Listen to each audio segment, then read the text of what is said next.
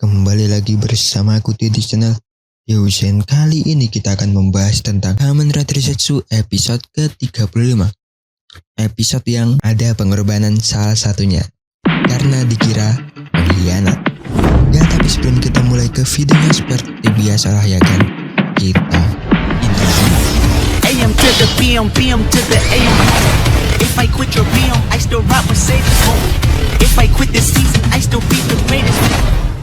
Bayangin dunia tetap terlihat normal, tapi perlahan semua orang mulai lupa sama kenyataan yang sebenarnya. Dan mereka bahkan gak sadar kalau pikirannya sedang dimanipulasi. Itu yang bikin episode 35 Kamen Rider Zetsu beda banget. Awalnya sih cuma barbekyuan aja ya, santai, penuh vibes persahabatan. Tapi tiba-tiba berubah jadi chaos psikologis saat Baku harus melawan musuh yang jauh lebih berbahaya dari nightmare biasa. Karena kali ini yang dikendalikan bukan cuma mimpi, tapi cara manusia melihat dunia.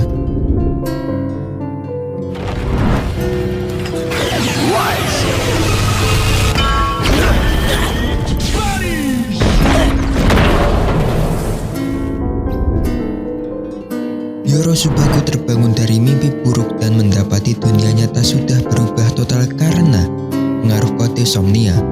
Demi mencari kebenaran, ia kembali masuk ke dunia mimpi dan menemukan Nemo sedang diserang oleh Sik. Baku mencoba melindunginya, tetapi situasi makin parah saat Ri muncul dengan kekuatan mengerikan yang mampu memanipulasi manusia dan menekan Baku, sampai akhirnya Baku harus kehilangan kekuatannya demi menyelamatkan dua orang wibu itu.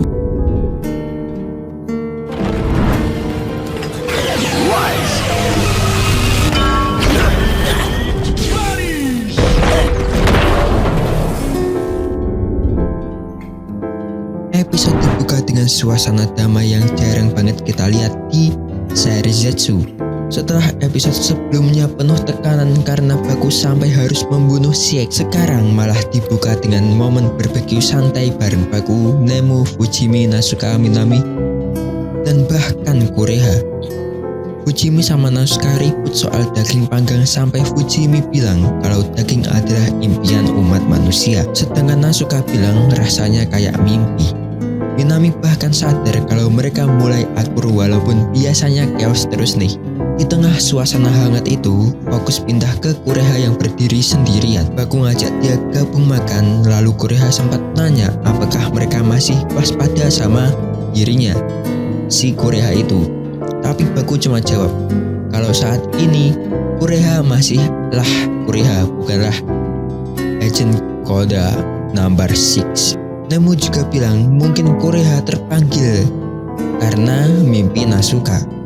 Dan akhirnya mereka makan bersama sambil ngobrol soal rencana membangkitkan kembali divisi aneh dari kepolisian ya. Ada juga momen kecil waktu Fujimi cerita kalau dia akhir-akhir ini cuma makan tumbuhan dekat sungai. Lalu Nasuka langsung khawatir soal kesehatannya. Dari situ kelihatan kalau sebenarnya Nasuka masih peduli sama Fujimi, meskipun dia sering jadi samsaknya Fujimi ya. Namun suasana damai itu langsung hancur saat Lord Five muncul dan memakai capsum kode Somnia atau capsum Moon sambil mengatakan kalau dia akan membersihkan isi pikiran manusia. Setelah capsum diputar, hujan daun merah turun dari langit dan semua orang langsung diam seperti kena genjutsu. Efeknya ternyata terjadi di seluruh dunia. Hanya Baku, Nemo, dan Kureha yang gak terpengaruh karena punya lucid dream nih. Di markas kode, Tri ngamatin prototipe Lord Invoker yang seperti aktif nih ya, sambil menyebut nama misinya, yaitu Control the Dream. Lanjut, Baku kemudian terbangun di kamarnya dengan gelisah dan mencoba menghubungi Nasuka. Tapi awalnya Nasuka sama sekali nggak mengenalnya. Hal yang sama terjadi pada Fujimi yang bahkan menganggap foto nightmare milik Baku cuma editan biasa. Dari sini terungkap kalau kode Somnia itu sudah aktif sepenuhnya. Ya nggak sepenuhnya amat sih, tapi sebagian, tapi sudah hampir menyeluruh ya. Setelah itu Trey mendatangi Zero dan menjelaskan kalau mimpi manusia sekarang saling terhubung dan ingatan, hati, bahkan indera mereka bisa dimanipulasi. Warga sipil nggak lagi bisa melihat wujud asli Nightmare. Tapi Trey menganggap semua ini perlu demi menciptakan dunia tanpa kepanikan. Efek dari kode Somnia mulai terlihat di mana-mana, sampai dua fans Nemu ini bahkan melihat Nemu sebagai karakter anime dua dimensi bernama Nemurin. Sementara Minami juga nggak lagi mengingat Nightmare. Dari sini Baku sadar kalau daun merah tadi adalah penyebab semuanya. Yang bikin mungkin serem, dunia sebenarnya nggak berubah secara fisik, tapi persepsi manusianya yang dimanipulasi total. Nightmare bahkan dianggap gambar editan oleh Fujimi Tadaya, dan hubungan antara manusia perlahan hilang tanpa mereka sadari. Kita langsung ke Nemu. Di dunia mimpi, Nemu sedang memanggang marshmallow sendirian sampai Kureha datang. Awalnya sih Nemu menyapanya dengan ramah, tapi Kureha langsung berubah ke mode agent nih dan mencoba menembaknya. Untung Baku datang tepat waktu dan menyelamatkan Nemu. Kureha mengaku sudah membuang nama manusianya dan mengatakan kalau keberadaan Nemu membahayakan manusia karena ia terlahir dari Nightmare. Baku juga menolak statement itu dan membawa Nemu kabur. Tapi Kureha langsung berubah menjadi Lord Six ya. Hiso.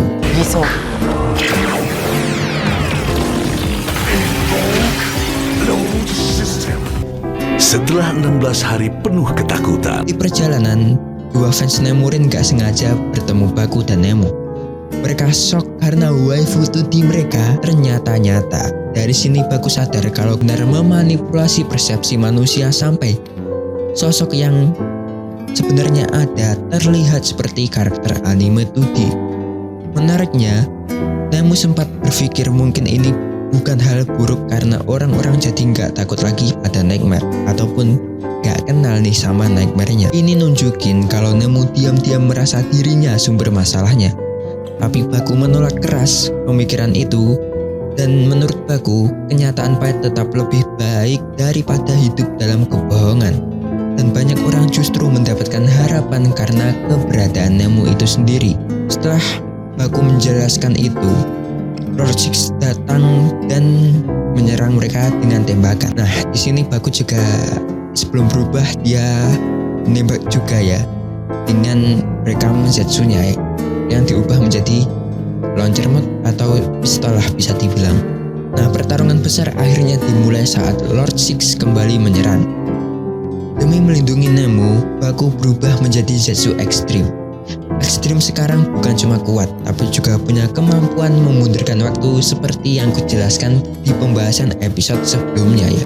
Jadi saat Lord Six mengeluarkan finishing tembaknya ya, Baku membalikkan waktu serangannya sendiri sampai Six sadar dan bertanya, apakah semua ini mimpi? Tapi setelah pertarungan selesai dan sempat Baku itu mau mengeluarkan banisnya ya, tapi cuma setengah nih powernya, sehingga Lord Six cuma terdorong dan terlempar aja ya. Nah, setelah pertarungan selesai, Baku nggak langsung menganggap Six sebagai musuh. Dia malah mencoba menyadarkan Kureha dan bilang kalau suatu hari nanti mereka pasti bisa barbeque bersama lagi. Momen ini bikin Kureha berpikir dan mulai goyah ya, dan teringat kenangan hangat bersama mereka di awal episode tadi. Nah, sayangnya tepat saat Kureha hendak membocorkan rahasia kode Somnia, Trey tiba-tiba muncul dan langsung menembaknya karena dianggap pengkhianat. Bahkan setelah itu Trey memakai capsule ekstra untuk menghabisi Six sepenuhnya. Sebelum menghilang, Kureha sempat mengingat kenangan bersama Baku dan yang lain. Tubuhnya yang ada di dunia nyata juga lenyap dan hanya menyisakan cincin kode bernomor 6 ya. Lord Five sampai shock melihat itu, sementara Trey dengan dingin menyebut Six hanyalah produk gagal.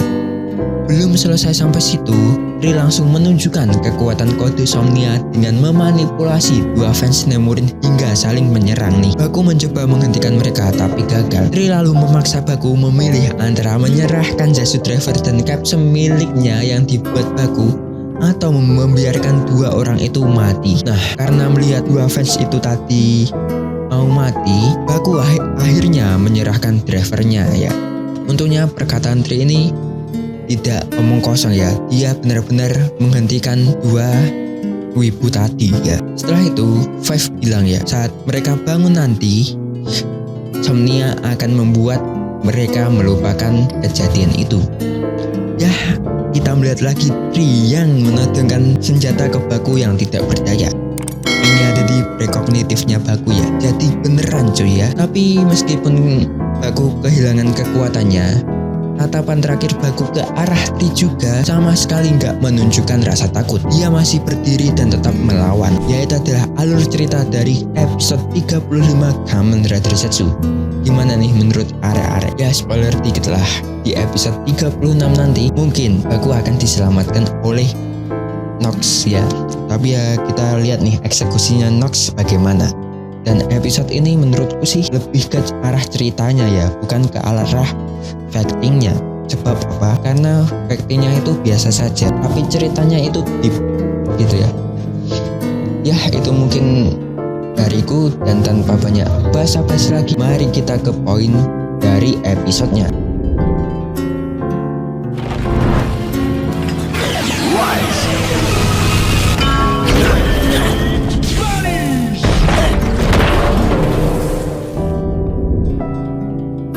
Episode ini diam-diam menunjukkan kalau kedamaian yang dirasakan para karakter sejak awal sebenarnya rapuh banget.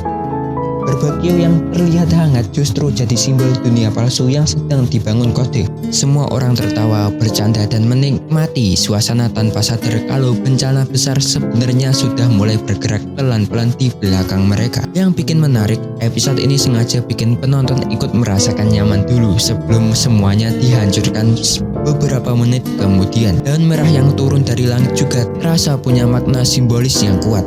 Visualnya memang indah, tapi di balik itu ada rasa nggak nyaman karena sejak awal daun itu terasa asing. Seolah-olah dunia mereka sedang ditimpa sesuatu yang nggak alami. Dan bener aja nih, setelah daun merah itu turun, semua orang langsung kehilangan kesadaran terhadap kenyataan. Momen damai yang tadi terasa hangat langsung berubah jadi awal dari mimpi buruk yang besar.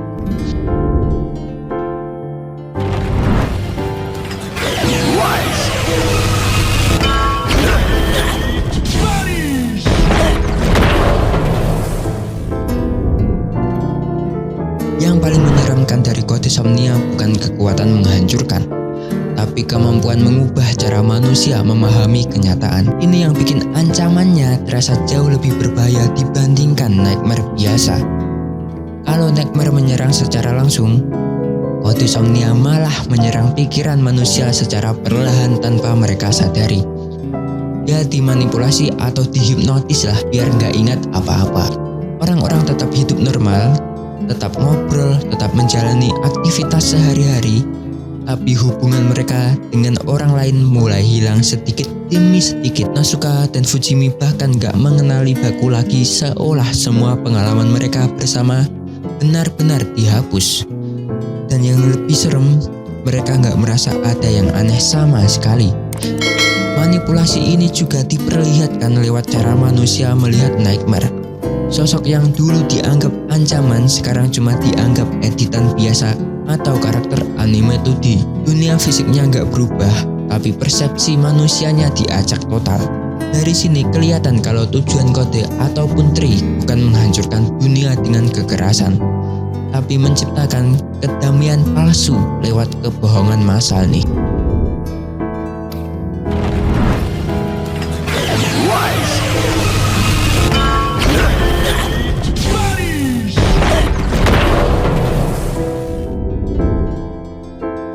Konflik Ureha jadi salah satu bagian terkuat episode ini karena masalah utamanya sebenarnya bukan pertarungan, tapi identitas dirinya sendiri.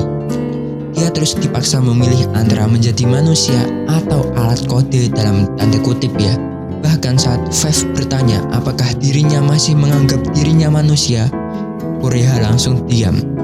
Reaksi kecil itu menunjukin kalau sebenarnya dia sendiri masih bingung dengan keberadaannya. Setiap kali bersama Baku dan yang lain, sisi manusianya selalu muncul lagi.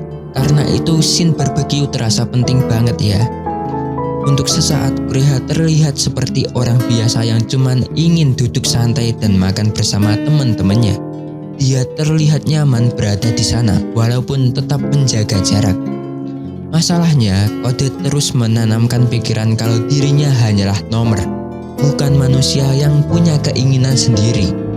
Dan itu yang bikin kematiannya terasa tragis. Tepat saat dia mulai goyah dan ingin memilih jalannya sendiri, Ri langsung menghabisinya tanpa ragu. Kode benar-benar nggak memberi kesempatan bagi anggotanya untuk punya kehendak bebas ya.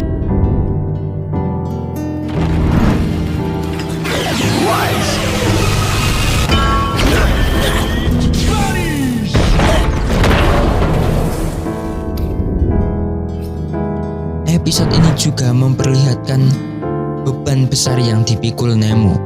Dia mulai berpikir kalau mungkin dunia akan lebih baik kalau manusia melupakan Nightmare dan dirinya. Ini nunjukin kalau Nemo diam-diam merasa dirinya sumber masalah dan cuma membawa penderitaan bagi orang lain. Cara berpikir Nemo sebenarnya cukup menyedihkan karena dia mulai menerima kebohongan Kode demi ketenangan manusia lain. Menurut Nemo sendiri, kalau orang-orang gak takut lagi pada Nightmare, mungkin semuanya bisa hidup lebih damai. Tapi di sisi lain, itu juga berarti manusia hidup dalam kenyataan palsu. Dan Baku menolak cara berpikir itu karena menurutnya manusia tetap harus menghadapi kenyataan meskipun menyakitkan. Dia gak mau Nemo menganggap dirinya monster yang harus dihapus dari ingatan manusia. Justru banyak orang yang selama ini mendapatkan harapan karena keberadaan Nemo. Perdebatan kecil mereka bikin hubungan keduanya terasa makin kuat karena Baku benar-benar menerima Nemo apa adanya.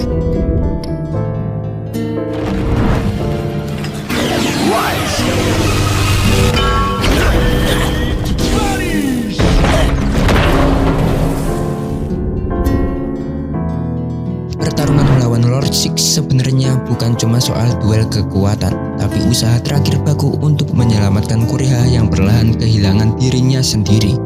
Bahkan setelah pertarungan selesai, Baku masih mencoba menyadarkan Kureha dan mengajaknya kembali jadi manusia biasa. Kalimat sederhana soal barbecue bersama lagi nanti justru jadi salah satu momen paling emosional di episode ini. Karena dari situ kelihatan kalau Baku nggak pernah benar-benar menganggap Kureha sebagai musuh. Dia masih melihatnya sebagai teman yang bisa diselamatkan. Dan saat Kureha akhirnya mulai goyah lalu ingin membocorkan rahasia Kode Somnia, Ri langsung membunuhnya tanpa ragu. Momen itu terasa tragis banget karena Kureha mati tepat ketika mulai menemukan dirinya lagi. Yang tersisa cuma cincin nomor 6, seolah identitas manusianya benar-benar dihapus sampai akhir.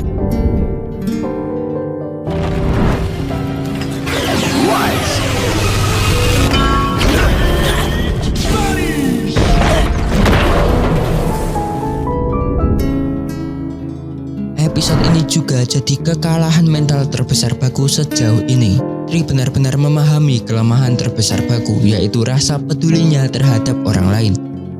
Karena itu, Ri memanfaatkan dua fans Nemurin untuk menekan Baku sampai menyerahkan Zetsu Driver dan juga capsule milik Baku. Biasanya Baku selalu bisa melawan dengan kekuatan Zetsu dan mencari jalan keluar lewat pertarungan. Tapi kali ini dia dipaksa memilih antara kekuatan atau nyawa manusia lain. Situasi ini bikin Baku nggak punya pilihan selain menyerahkan demi menyelamatkan orang lain. Meski begitu, bagian paling menarik justru ada di endingnya. Walaupun kehilangan driver dan kekuatannya, tatapan terakhir Baku ke arah Tri sama sekali nggak menunjukkan rasa takut ataupun putus asa. Dia memang kalah kali ini, tapi jelas belum menyerah. Tatapan itu terasa seperti tanda kalau Baku akhirnya mulai memahami permainan besar Kode dan siap melawan mereka dengan cara yang berbeda.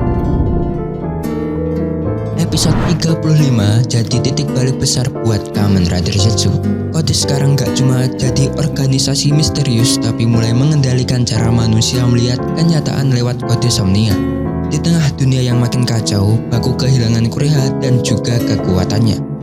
Tapi meski drivernya direbut, Baku tetap gak menyerah. Ending episode ini jelas nunjukin kalau pertarungan sebenarnya baru aja dimulai. Ya, itu adalah kesimpulanku dari episode 35 Kamen Rider Zetsu. Gimana nih menurut arek-arek? Menurutku sih bakal ada pertarungan yang menarik di episode selanjutnya. Siek, ya kan? Itu agent nomor 1 itu kembali lagi coy. Aduh, gimana nih Yuya mengembalikan seorang Siek yang sudah dikalahkan di episode kemarin. Aku sih fan-fan aja ya kalau eksekusinya bagus seperti plot twistnya dan Kuroto di Kamen Rider X8 ya. Ya, aku harap eksekusinya bagus dan tidak membuang-buang waktu untuk menjelaskan kenapa Siek itu bisa kembali. Singkat, padat, dan juga jelas ya. Nah, menurut arek-arek sendiri, apakah Baku akan selamat ataupun bakal muter di episode 36? Tulis pendapat arek-arek di kolom komentar dan sesuai konteks ya. Ya, segitu dulu untuk video kali ini. Jangan lupa subscribe agar kalian tidak ketinggalan video terbaru dari channel ini. Like kalau kalian suka, dislike kalau kalian jelek, dan share video ini. Follow IG-ku yang ada di sini. Jangan lupa senyum hari ini. Wassalamualaikum and dah.